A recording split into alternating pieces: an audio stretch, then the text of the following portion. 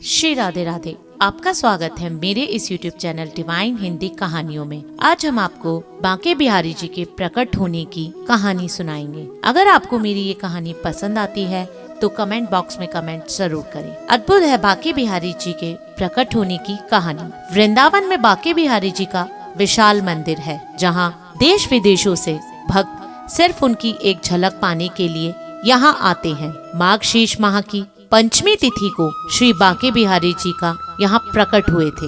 यह मंदिर पुराने शहर में स्थित है। श्री बांके बिहारी जी मंदिर का निर्माण स्वामी श्री हरिदास के वंशजों ने सामूहिक के प्रयासों से हुआ था। मंदिर में बांके बिहारी जी के काले रंग की प्रतिमा स्थापित है। इस प्रतिमा में कृष्ण और राधा का मिला जुला रूप समाया हुआ है। इसके पीछे प्रचलित लोक कथा के अनुसार श्री स्वामी हरिदास जी भगवान श्री कृष्ण को अपना आराध्य मानते थे। उन्होंने अपना संगीत कन्हैया को समर्पित कर रखा था। वह अक्सर वृंदावन स्थित श्री कृष्ण की रास लीला स्थिति में बैठकर संगीत से कन्हैया की आराधना करते थे। माना जाता है कि जब भी स्वामी श्री हरिदास श्री कृष्ण की भक्ति में लीन होते तो श्री कृष्ण उन्हें दर्शन देते थे। एक दिन स्वामी श्री हरिदास जी के शिष्य ने कहा कि बाकी लोग भी राधे कृष्ण के दर्शन करना चाहते हैं। उनकी भावनाओं को ध्यान रखकर स्वामी श्री हरिदास जी ने भजन गाने लगे। जब श्री कृष्ण और राधा ने उन्हें दर्शन दिए तो उन्होंने भक्तों की इच्छा उनसे जाहिर की। तब राधा कृष्ण ने उसी रूप में उनके पास ठहरने की बात कही। इस पर श्री हरिदास जी ने कहा कि कहना, मैं तो संत हूँ, तुम्हें तो कैसे भी रख लूंगा, लेकिन राधा रानी के लिए रोज नए आभूषण और वस्त्र कहाँ से लाऊंगा। भक्त की बात सुनकर श्री कृष्ण मुस्कुराए और इसके बाद राधा व कृष्ण की युगल जोड़ी एकाएक होकर एक विग्रह के रूप में प्रकट हुई। कृष्ण और राधा के इस स्वरूप को स्वामी श्री हरिदास जी ने बांके बिहारी जी का नाम दिया। ध्रुपद के जनक स्वामी श्री हरिदास का जन्म विक्रम संवत 1535 में भाद्र शुक्ल की पक्ष की अष्टमी को हुआ था। पिता आशुधीर माता गंगा देवी के साथ अपने उपासक राधा माधव की प्रेरणा से अनेक तीर्थ यात्रा करने के बाद अलीगढ़ के कोल स्थित हरिदासपुर गांव में बस गए। संगीत सम्राट तानसेन एवं बैजू बावरा जैसे संगीतज्ञ स्वामी श्री हरिदास के शिष्य थे। संवत 1627 में एक बार अकबर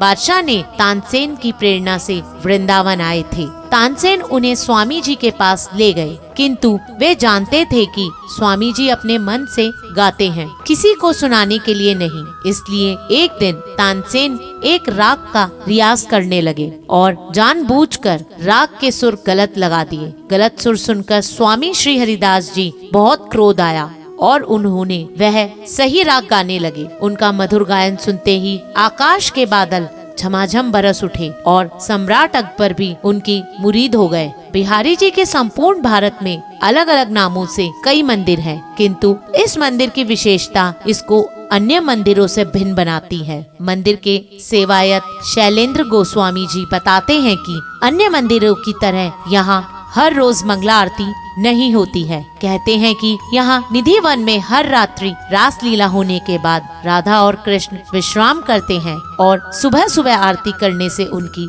निद्रा भंग होती है। बांके बिहारी जी की मंगला आरती केवल जन्माष्टमी के ही दिन होती है। इसी प्रकार केवल शरद पूर्णिमा के ही दिन बांके बिहारी जी को बंसी धारण कराई जाती है। केवल श्रावण तीज के ही दिन ठाकुर जी झूले पर बैठते हैं और चरण दर्शन भी केवल अक्षय तृतीया के ही दिन होते हैं। इन दिनों में ठाकुर जी के दर्शन के लिए बड़ी संख्या में लोग उमड़ते हैं। मंदिर में भगवान श्री कृष्ण की पूजा की तरह उनका विविध श्रृंगार किया जाता है। उन्हें भोग में माखन मिश्री केसर चंदन और गुलाब जल चढ़ाया जाता है।